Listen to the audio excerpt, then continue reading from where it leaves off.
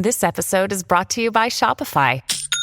Forget the frustration of picking commerce platforms when you switch your business to Shopify, the global commerce platform that supercharges your selling wherever you sell. With Shopify, you'll harness the same intuitive features, trusted apps, and powerful analytics used by the world's leading brands. Sign up today for your $1 per month trial period at shopify.com/tech, all lowercase. That's shopify.com/tech. This episode is brought to you by Jira.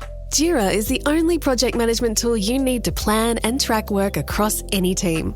So if you're a team of developers, Jira better connects you with teams like marketing and design, so you have all the information you need in one place. Plus, their AI helps you knock out the small stuff so you can focus on delivering your best work. Get started on your next big idea today in Jira. Hello, it's Gareth here again. This is the Somewhere on Earth podcast, and it's Tuesday, the 29th of October, 2024. We're here in London, and in fact, all our guests, we're all around the table here in London, which is all jolly nice.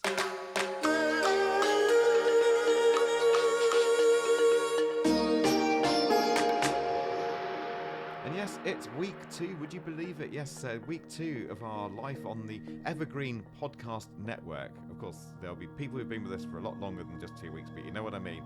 And if you want to find out more about Evergreen, then just go to our website and then click on the Evergreen logo. That'll take you to their website, and you can fish around for some other top podcasts from around the world. There's true crime, music, history, you name the genres, they're all there, and there's a little bit of tech, and we're part of that. So go and find some other stuff, but stay here as well, if you know what I mean. And coming up on this podcast today, why are fewer women than men using AI at work? Now, this is a complex story about education, about bias, about how women's jobs are more likely to be at risk from AI. So we'll be unpicking the issues with a leading tech consultant. Also today, do you have a novel inside you just waiting to get out? What if the whole idea of writing it up, sorting out the cover art, self-publishing, and even releasing an audiobook has been kind of holding you back? Then stay tuned. Someone who's been through that process is here to help you harness tech to make that book dream happen for you. Yes, it's all right here on the Somewhere on Earth podcast.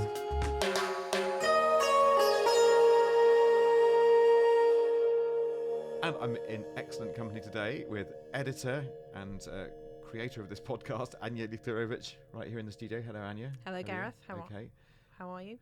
Thanks for asking. I'm all right, thank you. Good. Yeah, all good. Yeah, absolutely. And a full show today, as you would know, Ania, because you set it all up. So I know. Always far too much editing at the end.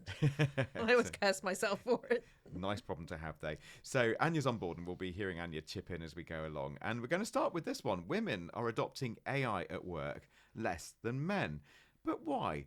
One person who's researching the whole area is Susi O'Neill, who's founder and executive director of the technology and communications consultancy EVA. And one of Susi's big drives is to make AI work for everyone. Just recently, she marked Ada Lovelace Day, calling for people to spread the word about her research in women and AI adoption. So this is very much about awareness raising. And Ada Lovelace Day is, of course, the annual event that celebrates the contributions of women to science, technology, engineering and mathematics. Susi, welcome along to Somewhere on Earth. Pleasure to be back, Gareth. Yeah, and welcome back, by the way. Yep, had you on a little while ago. I'm glad you came back. So how did it emerge to you that women don't use AI as much as men? Is it just something that was generally known, or is this something that you found out and then you wanted to look into further? Well, the way I work is I'm a very curious person, so I pick up a little source here and I do a lot of reading about AI strategy, because my business is helping businesses adopt AI in a more meaningful, human-centered way. And I was hearing little bits and pieces here and there, so I decided if there's an itch, I've got to scratch that itch. And started to do some research, which is an ongoing piece of work. And I'd love to hear from listeners about their own experiences of AI adoption. But the trigger piece was I looked at a piece that Boston Consulting Group, who are a big corporate consulting, put out. And they'd done a survey and their headline was great. Like, women in senior tech roles are huge adopters of AI. But when you scratched underneath, the women who weren't in tech roles and weren't leaders were up to 21% behind the men in AI adoption. So I started to unpick a little bit about why that was, and I came up with 7 reasons why that might be, and looked at some solutions for how we could fix that at work. Right. And I'm interested in some of these reasons because you put it up on a LinkedIn post that people can go to. So, for instance, education comes right at the top of those list of 7 things. So it's kind of, it starts off with the funnel, really. And at school, perhaps women and young girls, they don't see the role models there. And then where we do have organisations like the STEMettes in the UK, and there are many around the world, that's great. But they're only really touching the surface, and that gender bias is quite at an early age. So we see that only 1 in 3 young people, 16 to 24, are women that are coding. And then at the degree level, only 1 in 4 women get an ICT degree. And then only 1 in 5 study to the PhD level. So we're starting to see that pipeline of women who, before they get into the industry, is getting smaller and smaller. Then when they do get into work, we see that they're more likely to be in less senior roles, they're less likely to get promoted, and they're more likely to leave the industry. And another point that came out from your post is that women are more likely to lose their jobs to AI. So putting it another way, AI is more of a threat to women's jobs than men. So how so? This is before we even get to the adoption. These are like the endemic points. But there was a piece of work that Goldman Sachs put out, and it's a very horrific piece, really, saying that up to 300 million jobs in Europe might go.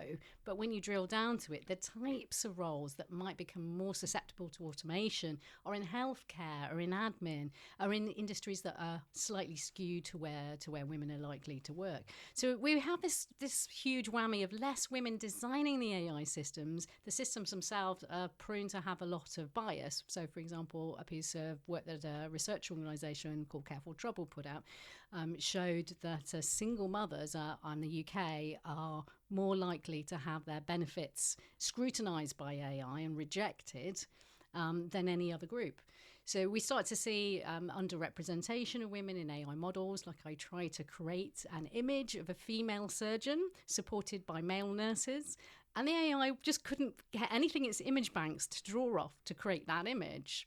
So AI is drawing from models from the past, and it shows biases that might be going back 40, 50 years from their data models, because they just don't show women in terms of words and imagery reflected in different types of roles or activities. I'm not at all surprised by that, because for this podcast we don't put a new picture up with every episode, but I've had to do that for previous shows I've worked on, and it was so difficult to find women in tech roles of any sort, or even using technology. It was always white men of a certain age, usually in a suit, or white, quite youngish men looking quite hip and, good looking and whatever.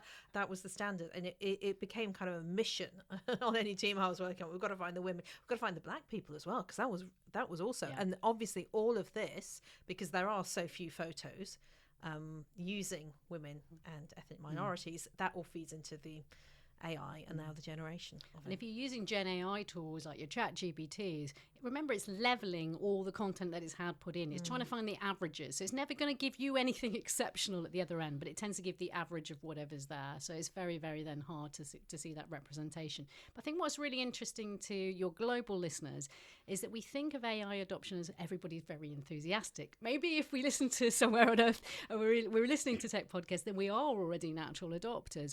But on the whole, people in the world don't feel like that. So most studies seem to show an even balance between people really enjoying AI and seeing it as the future for their work and lives, and about the same number seeing it as the opposite. Some studies, like the Edelman research, the trust barometer is 1 in 3 pro, 1 in 3 against, and 1 in 3 undecided or in the middle, and some models are even more extreme than that. But what we do see is that actually that adoption is also not even. So the global south countries tend to be more enthusiastic AI adopters, perhaps because they're less concerned about privacy, they see more opportunity, but particularly China, India, Brazil often come up in the list. And there are more women working in the AI industries, particularly in academia, in this area. But we do see that the global south countries, very enthusiastic users, but also women are less enthusiastic as well. So women are less likely to say that they're excited.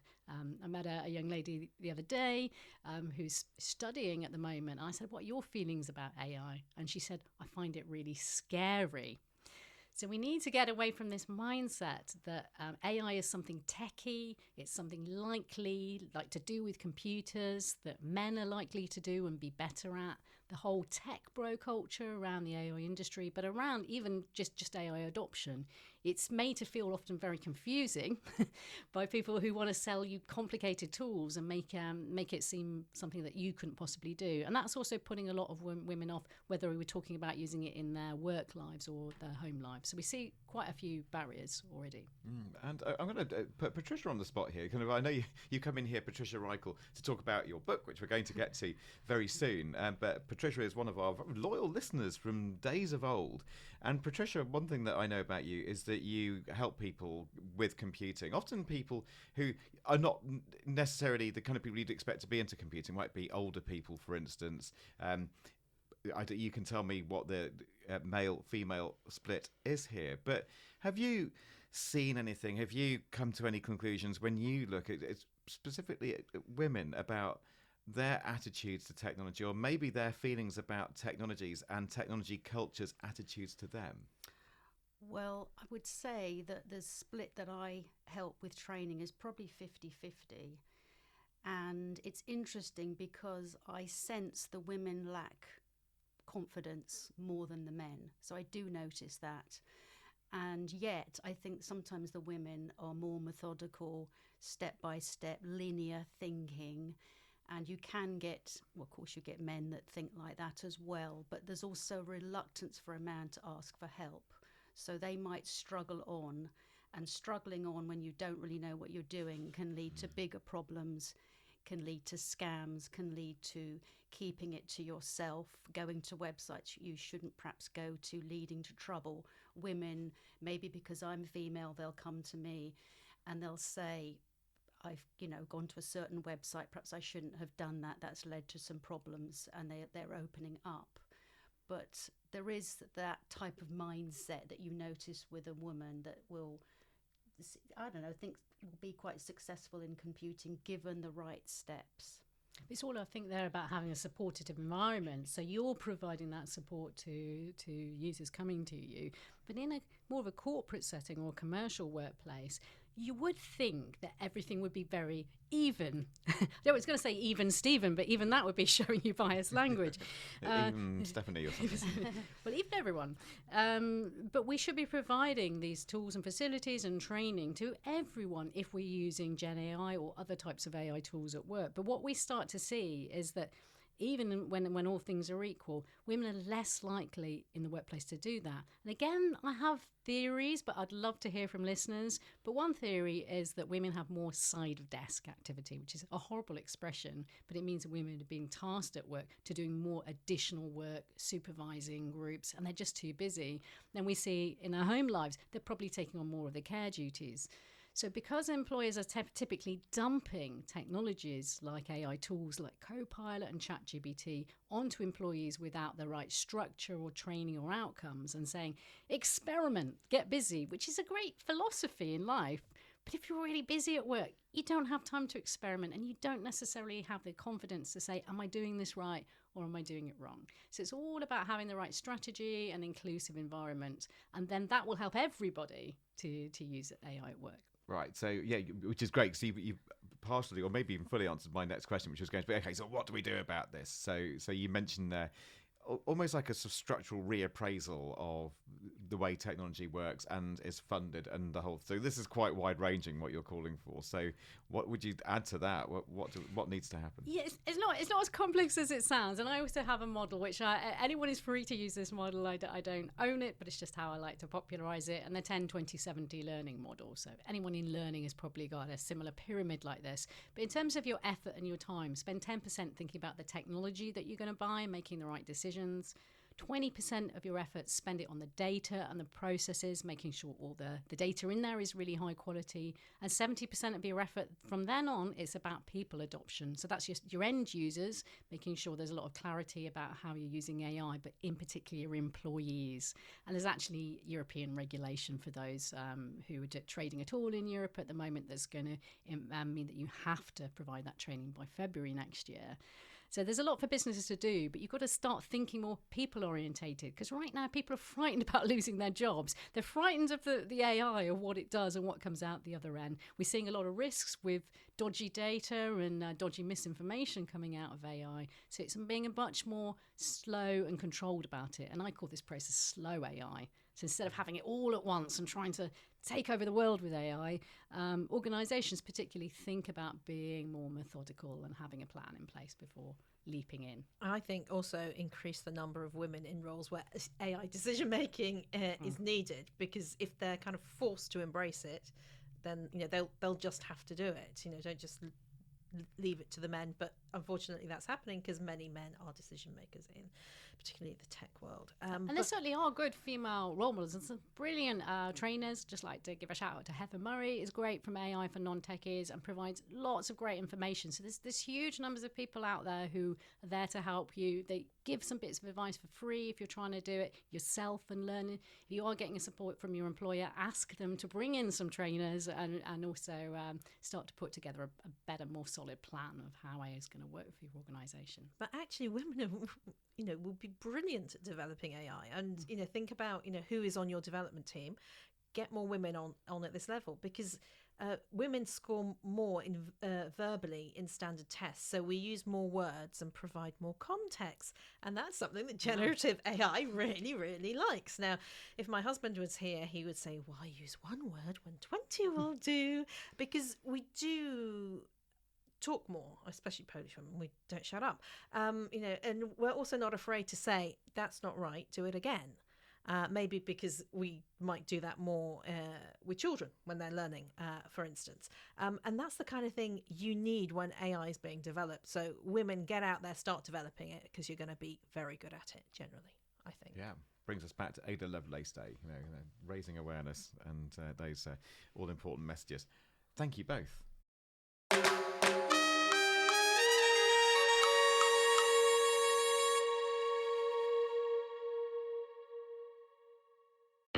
Kroger Delivery has one mission: to deliver the freshest food right to your door. That's why our drivers are pros. Our trucks are refrigerated. And when it comes to low prices, we always deliver. With $20 off your first order of $75 or more, there's no better time to get in on the action. Mission accomplished. Restrictions apply. See site for details.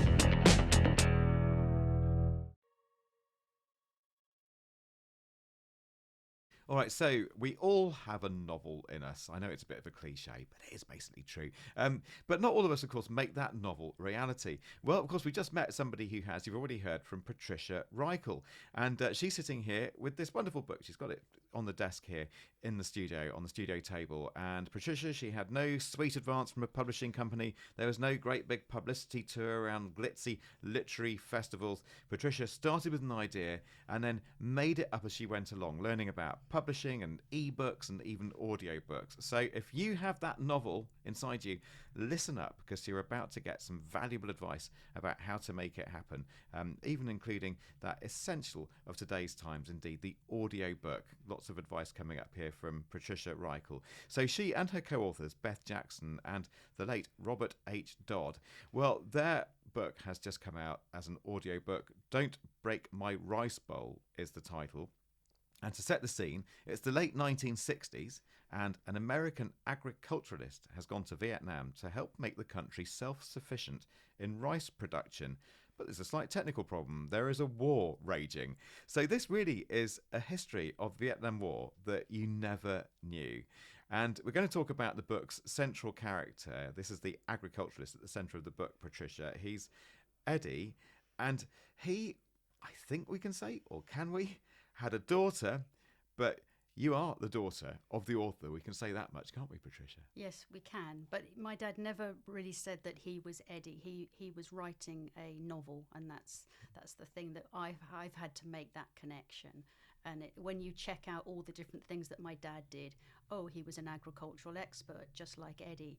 Oh, he went to Saigon, just like Eddie. At the same time, he went to Manila, which happens earlier in the book, just like Eddie. He did everything just like Eddie. And so you go, maybe he is Eddie. Good thesis to work on.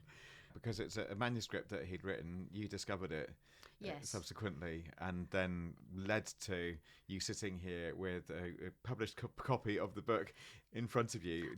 Yes, that's right. So in 2020, what happened is I had seen this manuscript earlier in my life, but my younger self had overlooked it. And that's an interesting one because I've wondered, why did I overlook it? But I did. I had the only copy and it was in my drawer for years. But in 2020, I thought, let me read that manuscript again. And it hit me instantly. I was like, I've got to do something with that. Why have I overlooked it? And so that's it. And here's the manuscript right here. So Gareth, you can kind of get an idea. Okay, and that's you can great. see the dog-eared. I love this. Okay, so to explain, so you brought in, it's a pile of A4 paper, and it's good 4 or 5 centimetres thick.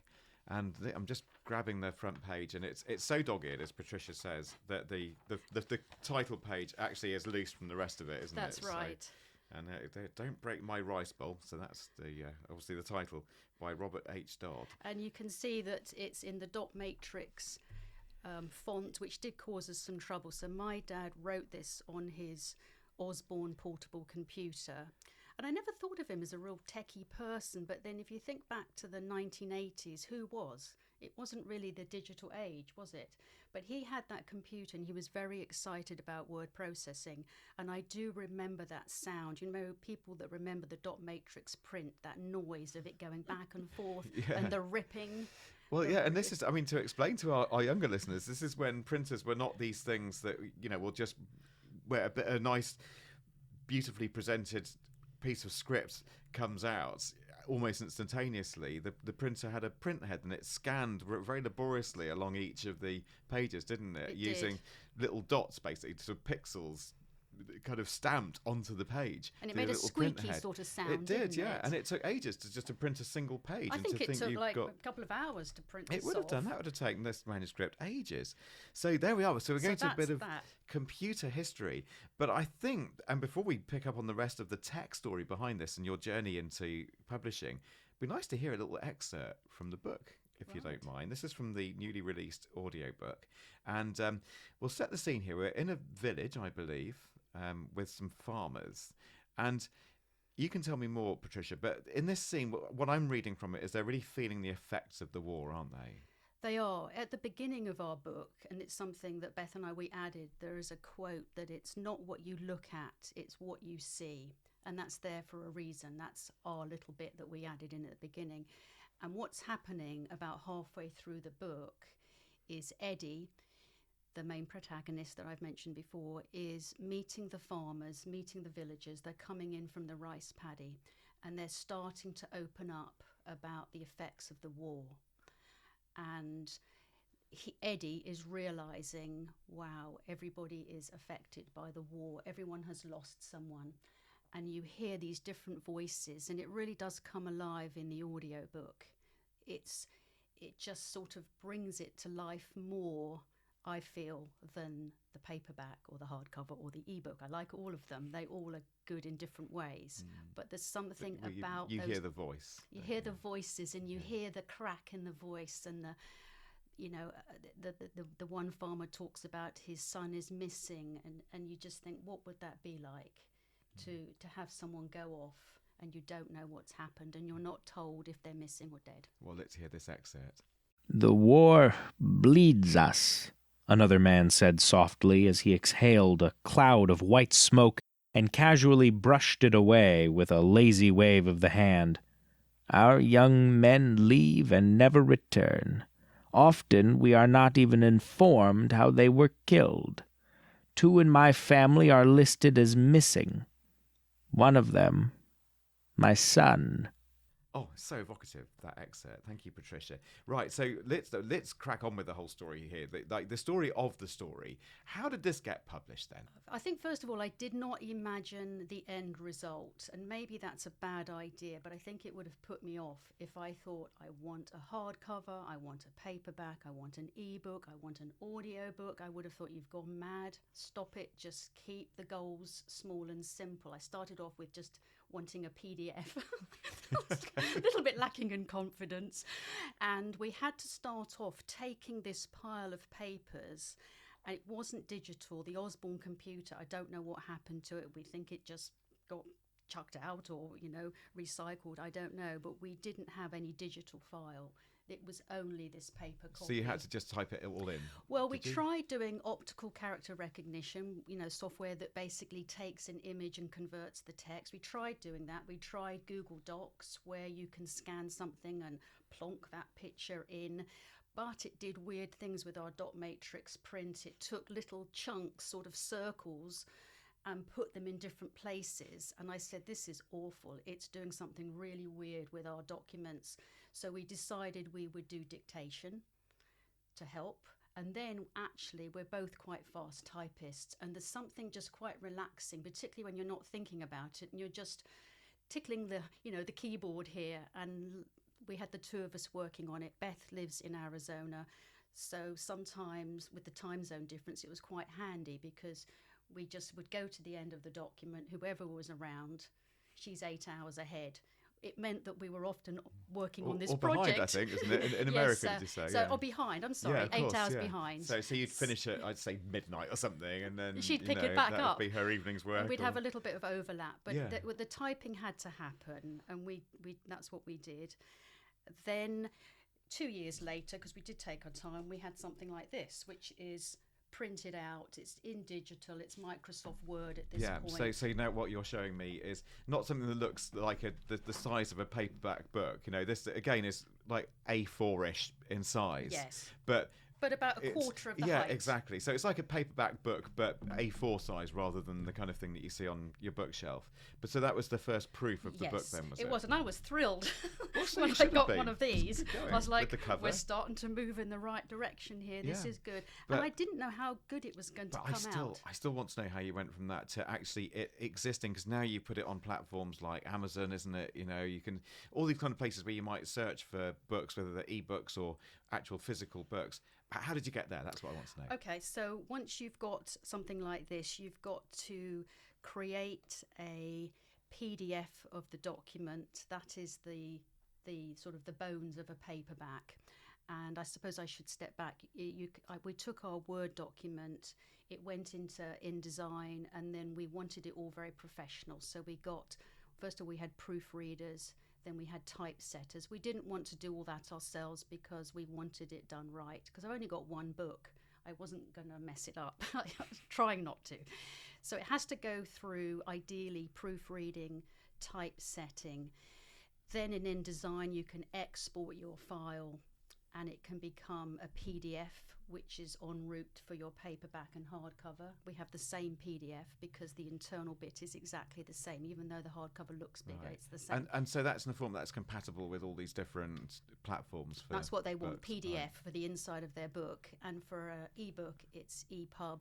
And you can have one that's sort of a fixed or flowable type text. Like a cookery book, you probably want that fixed because it's pictures and writing. We did the flowable one, so you can change the writing size or the font size. It did cause some trouble because we've got some spot illustrations and they were slightly difficult.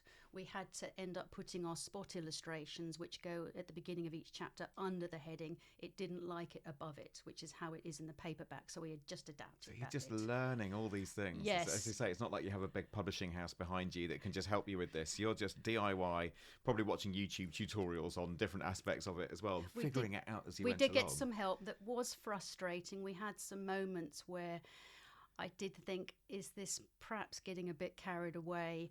But I don't know why, but I was so determined. And I think it's because my dad died in 1987. He finished writing his manuscript in 1983. And when I was 17, I got to see it. And so I think that emotional connection was quite strong. Also, he died very tragically when he was 50, and there's a story behind that, and that makes it all more compelling. I'm around to tell his story. He isn't, and that's the big thing. So that was the emotional push, but it was a lot of technical obstacles. But luckily, Beth, my co-author, that's my dad's second wife, she has editing experience, librarian skills, very good at editing. You need a very good editor. And you also then really need a proofreader. And then you need a cover design person. Well, enter stage right, my daughter Justine Reichel. Very talented with art and design. It felt too good. It's like, is somebody just blessing me from above somehow? How can this be? We've got all this talent in here. And then once we had our paperback and hardcover, you can create the ebook very easily. Then we just took a break because we've got other things. We're working and doing other things. Then I've always imagined this book in audio because it's got 34 and characters. In fact, the audiobook, I'm going to tease the listeners here, and I think we should talk about that in the subscription version of this podcast as our pod extra. Partly because we're a bit out of time already, so and we can do it properly in the podcast subscription version of this podcast. Ania. I just think it's fascinating what you're saying about, the different formats for publishing, particularly the ebook, the fixed one, or the flowable. Flowable, because I think what the flowable version has done is really opened up books for people who have sight problems, and also kept a lot of older people in touch with new literature that's coming out, because you read a book and as your eyesight gets worse, some people don't have access to new glasses at all, or you don't change them frequently enough, and particularly if you're elderly, and you lose that very much. But if you have that option that you can then make the text bigger, you have that link there to either your favorite books or new ones that are coming out, and I think that's really, really critical to aging populations around the world. I've got some clients. This is where it was handy thinking of my clients, because they were helpful in being our beta readers, some of them. And I knew that some of them had macular degeneration. Some might be dyslexic. I've got a neighbour who's dyslexic, and she said, I struggle with ebooks. I just had a lot of insight from different experiences, a lot of older people with eyesight problems. And I was thinking about the Vietnam veterans. They're going to be in their 80s. So I wanted it to appeal. And you've got various different fonts and sizes with the ebook. Okay, good. All right. Well, let's just finish this segment. I'm going to come back to you. I've got one more question, but I would like to hear this clip as well. So we've shifted now from those farmers talking about how the war's affecting their lives. Kind of on the other side of the story, we're now with the American soldiers posted in Saigon. We're in a bar. It's late at night. Eddie and his companion having a few drinks, and they're finding out there's some like dodgy dealing going on, isn't there? That's right. So during the Vietnam War, there's a lot of corruption. And I base my knowledge on this book. I don't proclaim to be an expert in the Vietnam War, but I know this book inside out. And there was a lot of corruption, a lot of barges coming down the Saigon River and just getting towed off somewhere else. And then those goods end up for sale in some market somewhere else. They don't get properly documented, and no one seems to know what's going on. And the Americans did form some of that security patrol around the docks. So during this meeting in the bar, so Eddie and his friend Ted, they're both the agricultural experts, they are talking to this young soldier who is a security guard. And he's a little bit drunk, and you can tell when you listen, and he tells them what goes on at the docks. People with big money, man. Piastres, dollars. They want to buy an hour of your guard duty time. Only 1 hour. Just don't be anywhere near warehouse number 6 between, say, midnight and 1 o'clock. That's all. No problems. No shooting. Just a regular, everyday sort of break-in at warehouse number 6 when you happen to be patrolling over at warehouse number 10. No big deal. Then, almost as an afterthought, he added casually, there's a job on tonight. Dodgy dealings going on there in the Vietnam War. A whole aspect of the war that I didn't know anything about, and your book, your father's book as well, has brought to life. Patricia, thank you. And we're talking to you because the audiobook has just recently been released in the last couple of weeks. How can people find it? The audiobook is available on Audible, but we also decided to make it available in other platforms. So Google Books has got the audiobook, and if you just Google "Don't Break My Rice Bowl," Robert H. Dodd, or my name, Patricia Reichel, then you will find it. We deliberately chose to not have it exclusively with Audible because we wanted it to be available. The way we've done it, it will end up in libraries. It will end up being cheaper for some people. We didn't want Audible to dominate. Okay. Yeah. So I said there'd be a final question, because the whole premise of this item is people might have this book, this novel inside them that they just want to get out there into the world. Final word of wisdom from you, Patricia, about like, should they do it? And then just how do you told us kind of how to do it, but what's the one bit of advice then to go and get your novel out there as you have? I think probably to not imagine the end result, which might sound strange when you've got a goal, should you have your end result in mind, because you're not quite sure how it's going to look. I think keep an open mind. We didn't really realise that a forward and an after would be a good thing for our book. We added chapter names, things evolved. It became this organic process of turning this manuscript into something. I know our situation's a bit unusual, but a lot of people have got stories inside of them. And I think you do need to know it's a lot of work, but there is something magical. Like when I was in Oxford Blackwell's and they wanted 5 copies. It was only 5 copies, but I was thrilled. And a gentleman there in the shop said, "Oh, would you sign the books?" And I thought, oh, I'm feeling like a real author here. I'm signing books. And he put stickers on them, and he did a face-out display, which means it's facing out. It's better than just in the shelf. And we were next to Joan Didion and Charles Dickens, and I thought, well, you can't get better than that. And that's the magic of having a go. And I would never want to put anyone off, but it's a great thing to try. Great. Patricia, thank you so much. Patricia Reichel, a loyal listener and co-author, telling us about Don't Break My Rice Bowl. That's it for Somewhere on Earth for this edition. Big thanks to you for listening, and of course to our amazing team. So behind the glass we have Liz and Callum, and Keziah, I believe, is still there. Anya's around the table here with us. You've heard from Susie and Patricia today. There's more coming up in the subscription extra.